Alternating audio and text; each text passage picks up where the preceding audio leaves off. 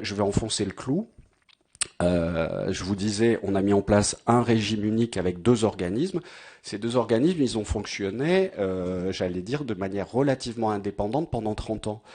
Et c'est sûrement un peu de sociologie de base, mais qu'est-ce qui se passe? Ils commencent à avoir des fonctionnements différents et ils appliquent une législation qui est la même de manière différente. Donc ça veut dire, je suis un peu caricatural, mais que côté AGSA, on s'occupe des affiliés et puis les assujettis, on leur appelle pas la cotisation vieillesse.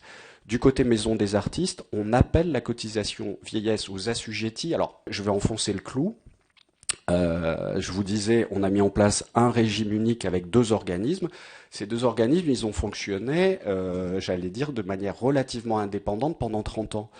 Et c'est sûrement un peu de sociologie de base, mais qu'est-ce qui se passe? Ils commencent à avoir des fonctionnements différents et ils appliquent une législation qui est la même de manière différente.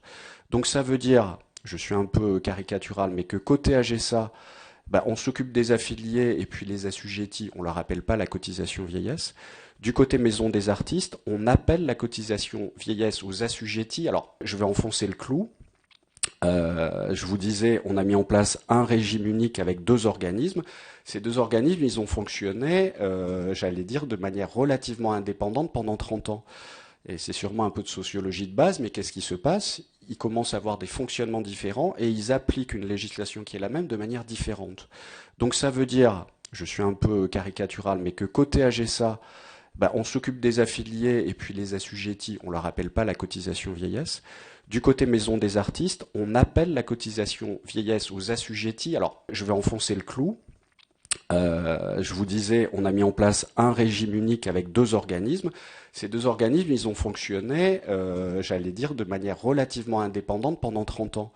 Et c'est sûrement un peu de sociologie de base, mais qu'est-ce qui se passe? Ils commencent à avoir des fonctionnements différents et ils appliquent une législation qui est la même de manière différente.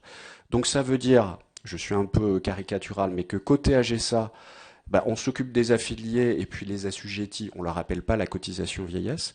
Du côté maison des artistes, on appelle la cotisation vieillesse aux assujettis. Alors, je vais enfoncer le clou. Je vous disais, on a mis en place un régime unique avec deux organismes. Ces deux organismes, ils ont fonctionné, j'allais dire, de manière relativement indépendante pendant 30 ans. Et c'est sûrement un peu de sociologie de base, mais qu'est-ce qui se passe? Ils commencent à avoir des fonctionnements différents et ils appliquent une législation qui est la même de manière différente.